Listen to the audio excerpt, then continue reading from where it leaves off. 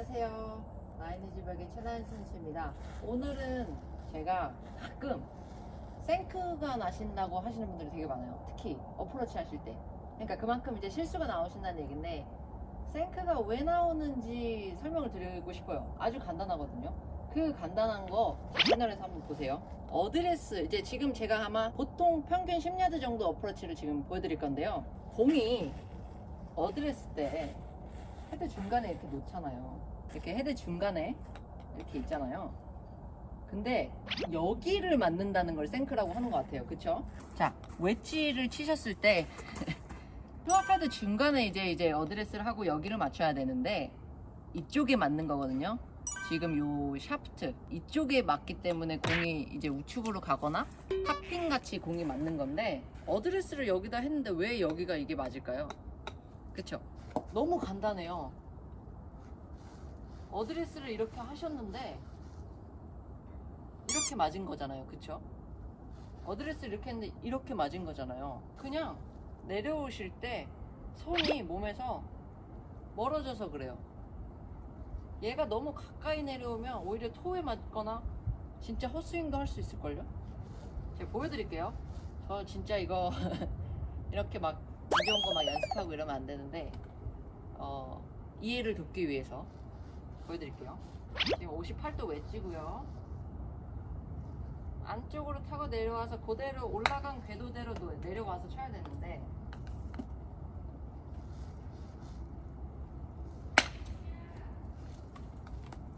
생크 났어요. 이런 공 나오시는 분들 계시죠? 저 지금 어떻게 했냐면요, 백스윙을 들고 다운스윙 할 때 손이 완전히 공 바깥으로 나간다는 생각으로 이렇게 쳤어요. 그러니까 생크가 나시는 분들은 진짜 이렇게 치신다는 얘기예요. 그러니까 느낌에는 엄청 몸에 갖다 붙여야 돼요. 이렇게. 자, 백스윙에 드셨잖아요. 이런 식으로 나가시면 안 되고요. 차라리 오른쪽 뒤꿈치랑 골반이 앞쪽으로 나가지 말고 유지하면서 손이 내려와야 돼요. 몸쪽으로 유지하면서 이렇게 나가면 생크예요. 그렇기 때문에 어떻게 보면 이건 풀스윙도 마찬가지예요. 풀스윙 생크 나시는 분들 이것 때문에 생크 나는 거예요. 그렇기 때문에 그냥 저희가 백스윙 이렇게 들었잖아요. 중력에 의해서 힘을 빼잖아요. 채는 그냥 떨어져요. 그쵸? 채도 떨어지고 팔도 그냥 밑으로 떨어지거든요. 근데 힘이 많이 들어간 상태에서 어떻게든 손으로 해보시려고 힘을 주시면 다 이렇게 나오는 거예요. 그렇기 때문에 조금 더 앞쪽으로, 차라리 이 그립 끝이 왼쪽 허벅지 앞을 치셔도 돼요. 근데 이렇게 치시면 안 되겠죠, 당연히. 이 전체적인 하체 밸런스나 이런 쭉 같은 거는 잡아준 상태에서 이런 식으로 어드레스 했을 때 손에 이 위치잖아요. 그러면 다 들었다가 이 위치로 다시 내려오면 되거든요. 근데 이렇게 나가면은 샤프트가 붙는 이 부분에 맞아서 넥이라 그러거든요. 이 넥 부분에 맞아서 공이 생크가 나요. 그렇기 때문에 너무 쉬워요. 간단해요. 사실 생크는 이 멘탈도 있어요. 생크가 몇 번 나면은 어프로치를 무서워서 못 하시는 분들이 되게 많거든요. 이거를 엄청 심하게 고치셔야 돼요. 그러니까 이게 이렇게 되니까 이렇게 살짝 해볼까? 이게 아니라요. 살짝이 아니에요. 그런 고질병들이나 이런 거는요, 완전 골프 스윙이 이건 아닌데 이게 어떻게 해서 맞지? 거의 이런 기분으로 완전 익스트림하게 하셔야 돼요. 그래야 고칠 수가 있거든요. 이렇게 나가시면 생크 납니다. 앞쪽으로 나가시면 안 돼요. 얘가 차라리 이렇게 돌면서 손이 몸 앞에서 간격 유지하면서 돌면 될 것 같아요. 생크 고치기 쉬워요, 여러분. 정말이에요. 중요한 거는 하실 수 있고 고칠 수 있다고 믿으시고요. 그리고 겁먹지 마시고 해보세요. 하면은 생크병은 어느 순간 한 번에 고쳐지실 거예요. 아셨죠? 자, 그러면 범프앤런 제가 간단하게 보여드릴게요. 58도로 해도 상관없죠. 그쵸? 58도로 범프앤런. 58도라고 해서 무조건 뭐 높게 뛰어야 되는 법은 없어요. 원래 58도의 각도라 하면, 예를 들어 이 정도 높이라고 할게요. 탄도가. 근데 범프 앤 런.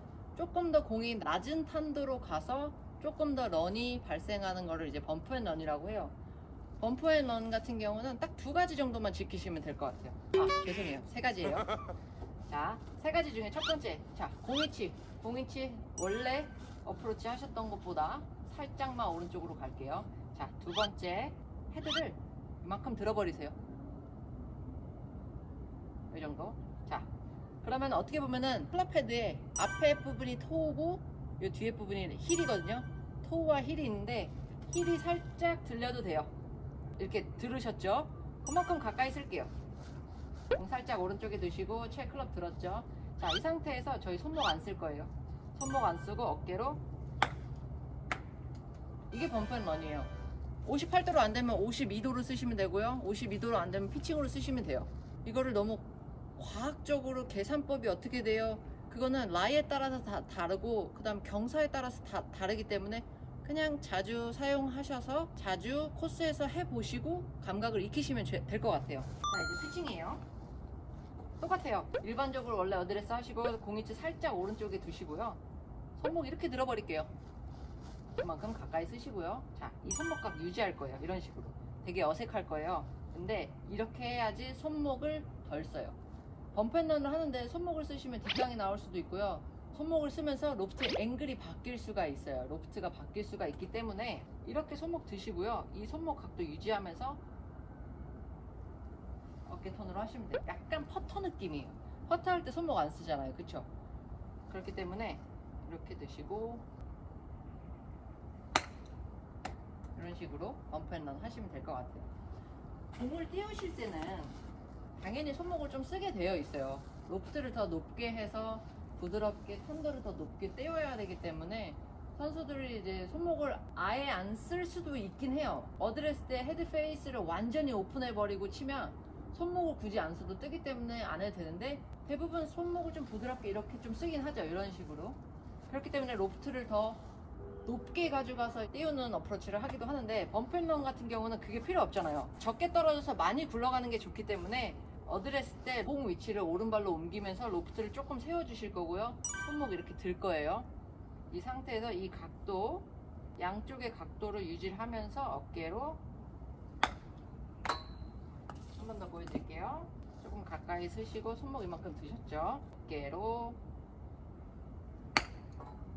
이런 식으로 하면 돼요. 만약에 같은 자리에서 피칭을 했어요. 똑같은 스윙으로 했는데 한 5발이 짧았어요. 그러면 채를 9번으로 바꾸세요. 그리고 똑같이 치시면 그 5발이 더 갈 거예요. 그렇게 채를 바꿔가면서 연습을 하시면 좋을 것 같아요.